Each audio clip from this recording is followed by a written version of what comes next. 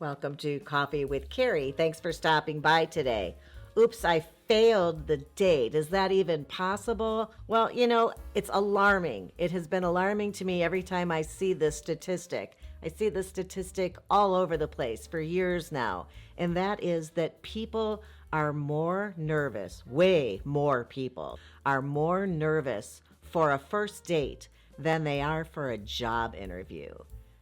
A job interview is like for a job. A date is just hanging out with somebody to see if you enjoy their company. That always blows my mind when I hear that. It's a great question. Couldn't you even blow it on a first date? Is that even possible? Let's discuss that. That is what's on the agenda today. Hope you'll stick around. First of all, it's a misconceived notion that a date is about whether they like you or whether they want to see you again or whether there's a win or lose scenario to it at all. Is a second date a win? Sometimes that's the loss. You've wasted time on somebody that you probably knew wasn't your person to begin with. A first date isn't like a job interview or like an audition. It's not a pass-fail situation. It's not like you get the job. You have to continue to be trying out for this job your whole life if, in fact, you get past date number one and continue to spend time with this person.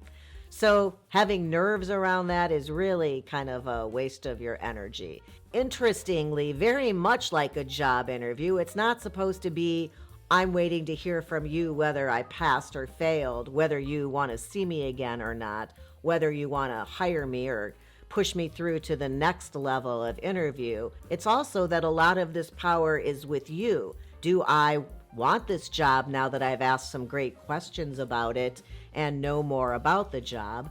Do I want to get together with this person again now that I've asked some great questions and know a little bit more about them than I did prior to this first date?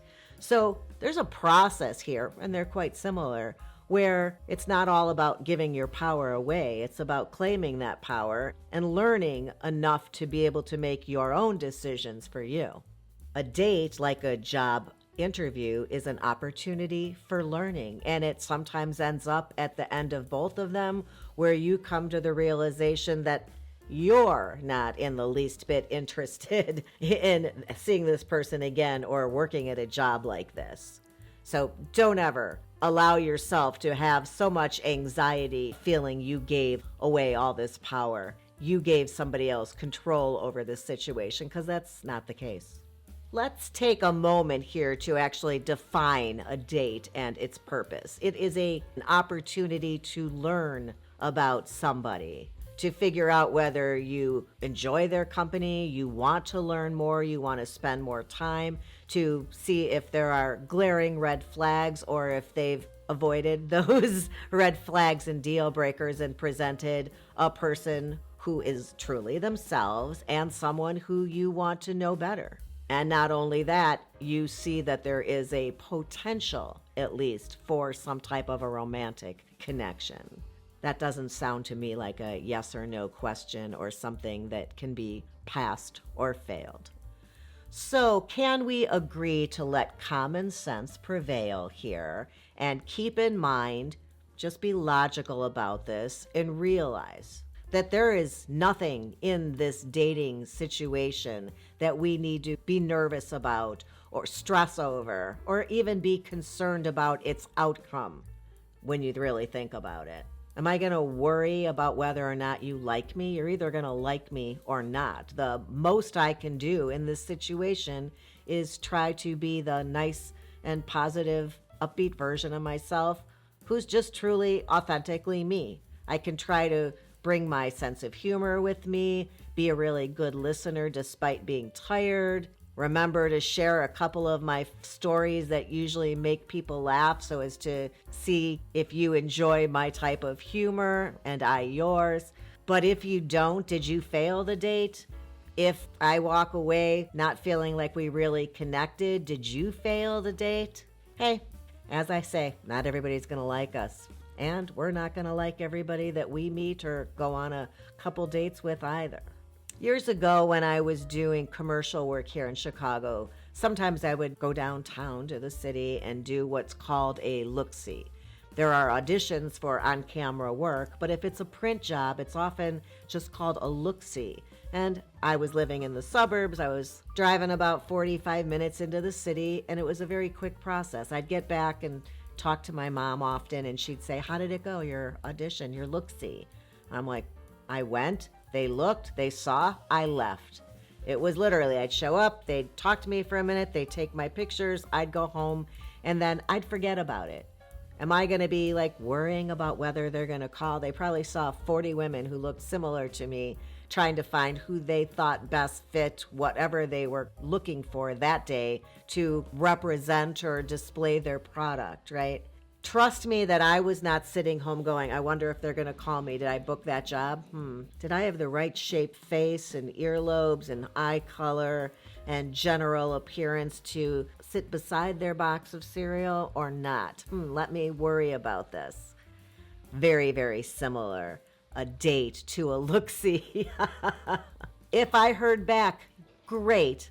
I loved booking jobs and actually showing up to do them and working with the crew and having a really enjoyable time making money. But if they didn't call, I just got the next call to have an audition or a look-see, and I was excited to go, see my casting director friends, bump into some other actors that I probably know, and have a cool afternoon in the city doing that and maybe an errand or two, a little shopping.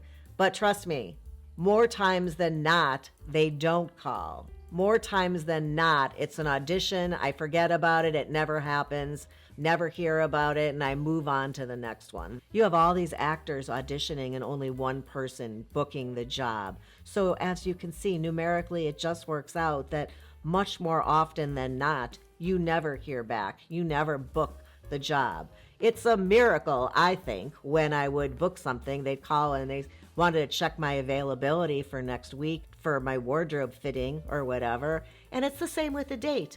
When they call and say, "Hey, I was hoping we could get together this Saturday. I wanted to go to check this out. I wanted to know if you'd join me." It's like, wow, that's great. I hadn't really been obsessing about this. I thought I had a nice time. Wait to see if you did too by calling me to let me know you did and asking me out again. Let this stuff slide off your back. Let it not occupy or take up space in here. Live your life. Que sera, sera, they say. What will be, will be. That's a Doris Day quote, if you aren't familiar. For some reason, I was just thinking, let it be. I'm feeling very groovy here. I think it's what remains of my COVID, which is pretty much contained in here, and I'm feeling a little loopy. All right, I'm going to go to bed, get some rest, and continue to get better. You think about some of the things I said, because a date should not be pressure on you. You're not there to win. You can't lose the date. You can't blow it, so to speak. Because if something weird happens, you just go, "Oh, that was weird of me," or "I don't know why I said that," or "Oh, I was sort of clumsy tonight. I didn't expect to spill 3 glasses of wine." If you're right for each other and you both agree, you both have that same feeling about it, you'll end up getting together again. No amount of worrying or stressing or wondering whether you got the job is going to change that. I hope you found that interesting or enjoyable. If you did, please heed my mother's advice, which is to give the episode a thumbs up. I'd appreciate it. Even more so, a little tap on the subscribe button. That would be fantastic. That really helps me out quite a bit, as you know. I'll look forward to seeing you back here again soon. And until next time, have a good one.